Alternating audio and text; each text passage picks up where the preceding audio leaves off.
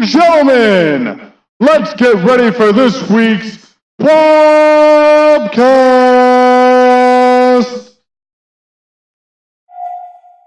What's up, everybody? How you guys doing? Welcome to this week's TWAB-Cast, reading the TWAB so you don't have to. This week is 11/21/2019. Now, there's a lot of things I have skimmed through this pretty quickly beforehand, and as you guys know, I like to go through the TWAB once a week to help you guys out for those that either don't have time to read it and can listen to a podcast, or as well as those that just don't like to read, but they want to know what's going on at Bungie with Destiny. Well, I'm here to help you out as best as I can. As always, I will leave a link down below for the TWAB so that way you can go and get more detail yourself. That being said, let's get started on this wonderful thing that Cosmo has given us this week. So thank you, Cosmo, for that. If you ever get a chance, if you ever see this video, bud, thank you. So this week at Bungie, they're investing in solar energy. They've wrapped up the Festival of the Lost, and cleaning up the decorations wasn't the only thing that changed in the tower. Akora finished her project that seemed really, really close to being terrible for the tower, because Vexgate, Undying Mind in the tower. You can't see the problem there. I can't either. All right, so that all being said, everybody that's doing Season Pass and can do Vex Offensive, we are doing the final assault on the Vex Offensive this week. Really, it's honestly, it's just as easy as it was before. There's really no hard difficulty. Me and a couple other players have been sitting there being like, we thought it was going to be a little bit harder. It felt like we were doing an easier version of the Strike from D1, which kind of stunk. So it was a little sad on that. But hey, if you're looking to get that Undying title, now's the time to do it. It's still fun. It's nice that it's different from the Minotaur the entire time, but it was not as hard as you guys would like it to. It might not be as hard as you would like it to. So just be aware of that. It's not much harder than regular Vex Offensive. Now, the impact of our victory has not been made clear yet, but in time we will learn about how this will further evolve the world as we transition into the next season. So it's going to be really exciting to see what happens in the next season by the fact that we've killed the Undying Mind a certain amount of times. Now, I don't know how many times we have to kill the Undying Mind. I've killed him like 6 times, 7 times to finish up my stuff because I finally got my Undying title. Whoop, whoop! But as other Guardians are doing that and getting their grind out of the way, just note that killing him is going to help us all. Or killing them, killing the Vex. They're technically genderless. So killing them will be a good thing for all of us in the end as Guardians. Now, as we move into the next season, some things are shifting. Specifically, solar stuff is shifting. Now, as I've already read this, basically what they're going on about and what the dev team was talking about is they want to switch with some of the combat system and some of the abilities that we're going to have next season. So this season spent a lot of look at Arc and Void. So what they're doing next is they're going to focus completely on solar, which means they're going to actually revisit some of the older subclasses and make them better and freshen them up. So let's take a look at those changes. So Way of the Sharpshooter, if you're a bottom path gunslinger, what they're going to be looking at doing is they're actually going to be trying to change it up and trying to make it a little bit more versatile. So they really want to differentiate both paths of the Golden Gun and make Sharpshooter more versatile and interesting to use in PvE. In order to differentiate the 3-shot and the 6-shot Golden Gun and better play in their fantasies, they've made the following changes. For 3-shot, they've increased the auto-aim distance and reliability while aiming down sights, as it fulfills the role of long-range accuracy. For 6-shot, they shortened the damage fall-off range to emphasize the short-range gunfire role with a lot of kill potential. While it can still perform at longer ranges, it may take an extra shot to get the job done. Just like using your last word from far away. But hey, on the bright side, you still get to pretend you're Shin Malfur and go take down some dredging, right? That's the goal at the end of the day. Now, they've made some changes to the Way of the Outlaw to help keep the potency, like by adding explosive prox knife that can stick to surfaces and detonate while enemies pass nearby. I might have to switch back to some Hunter playing. All up, they want to say that the Way of the Sharpshooter, they want to make the sharpshooter feel more active and rewarding for players who can fulfill the role of the sharpshooter by taking down enemies with accuracy and precision. Now, they've weighted the new weighted knife, high damage knife with a long windup, travels at high speeds, bounces once, and does extra damage in the head. I look forward to seeing all the montages of you guys bouncing that thing off a wall into somebody's face. Precision short final blows recharge the melee completely. Sorry, I said short. It means shot. I know how to read. I promise. So, precision shot final blows recharge the melee completely. One-hit precision final blows in PvP. So, you know that time where every hunter main was sitting there and like, man, I just wish I had a one-hit kill in PvP. Now we do. You got to get good with it. And if you get that precision hit, though, I mean, about time, right? Yeah. Also, with practice makes perfect, they've made a quality of life change. It lasts longer, but gives a bit less energy per second. Precision hits grant 2 stacks. New knock 'em down, precision final blows, increase weapon stability and ADS speed. Timer starts at a 10-second, but any additional final blows and assists can increase it up to 25 seconds. Casting your super with this buff above 20 seconds consumes the buff, but it grants extra damage. And it sadly does not stack with Celestial Nighthawk. And then Line 'em Up has a quality of life change. Old perks from Crowd Pleaser are now part of this perk. Golden Gun can cause precision damage and precision shots generate orbs of light. So some great, wonderful build-up for the wonderful hunters. We know you guys work so hard being all jumpy around in PvP. But it's nice to see what you guys are doing.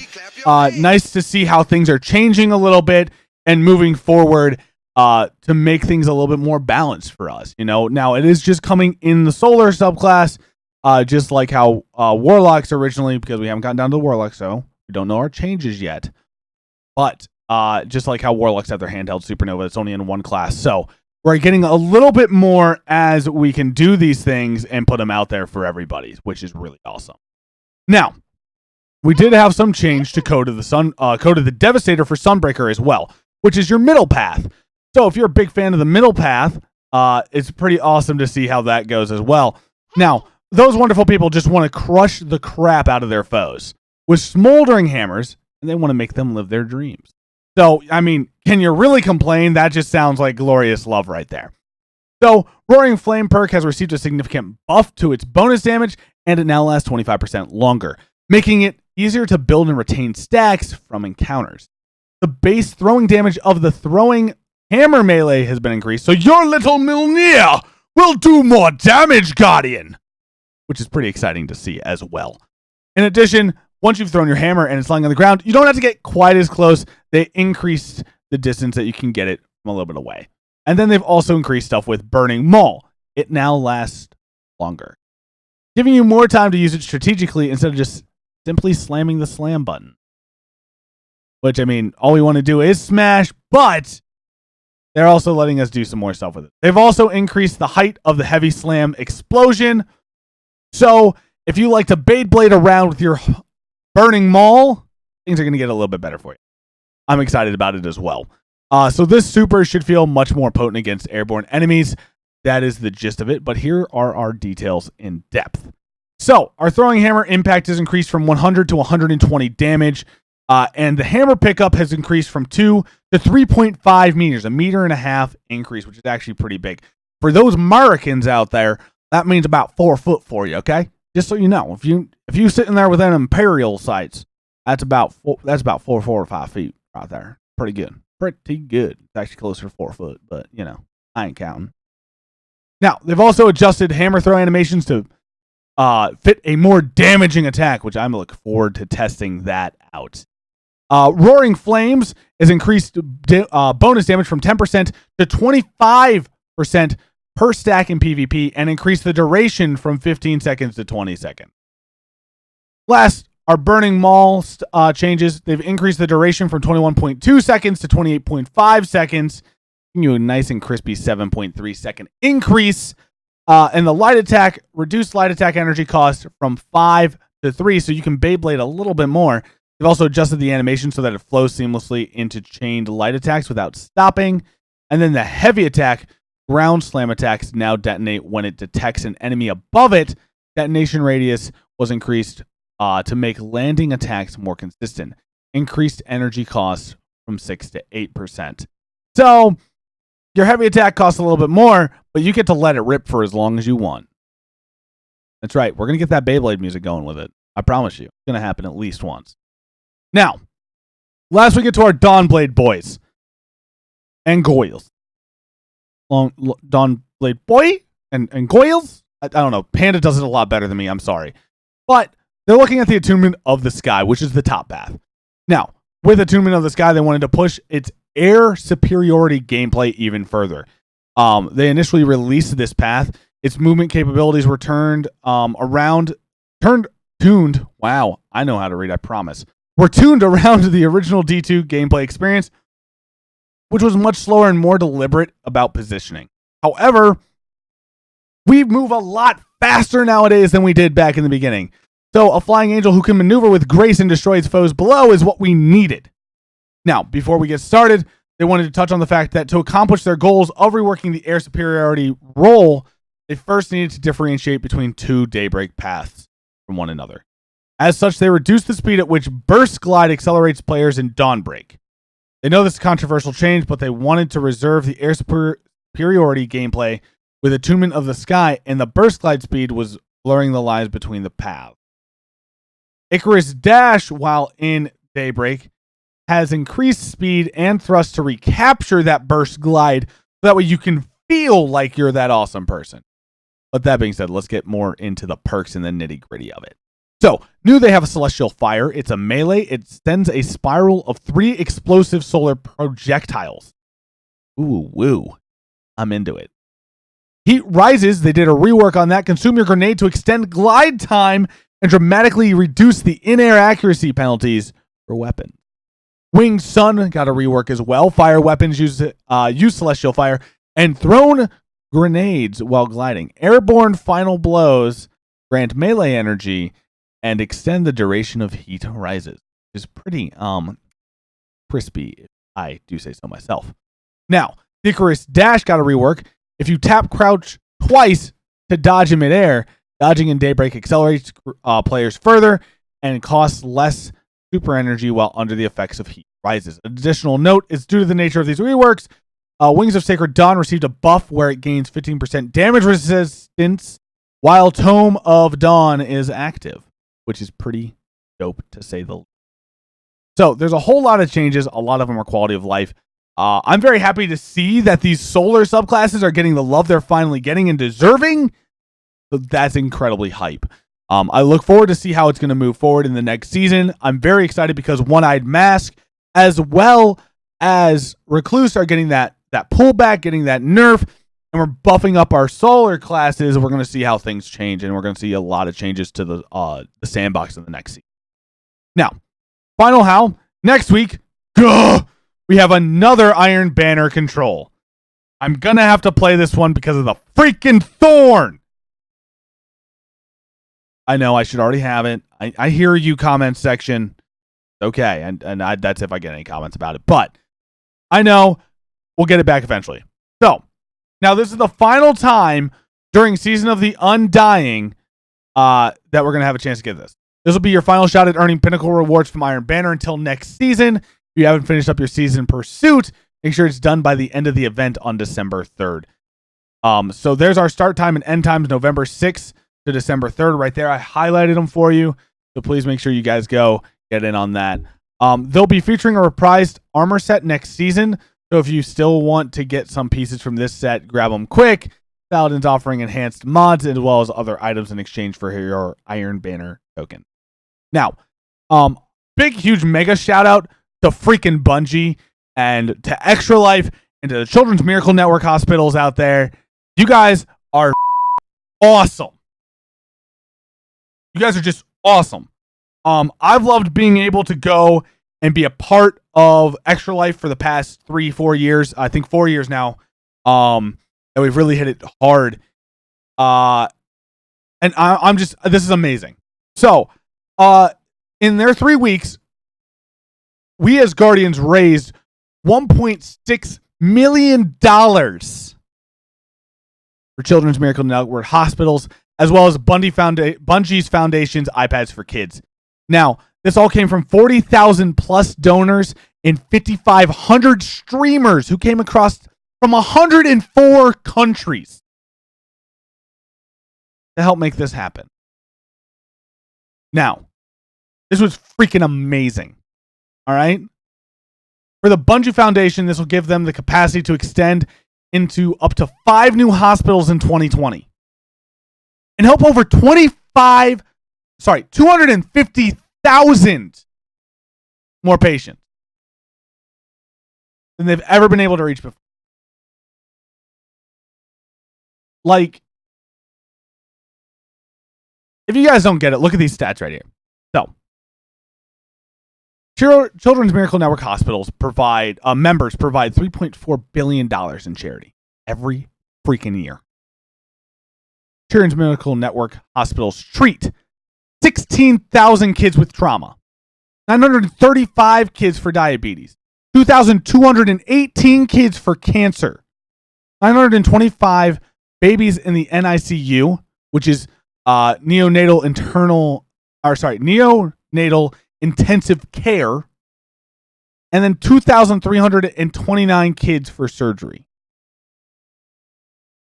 If you don't see the beautiful impact that this has, I don't know how else I can tell you. This is freaking spectacular that Guardians around the world could come together to help out with something like this. To help the future of the world like this. I've never been prouder to say I'm a Guardian.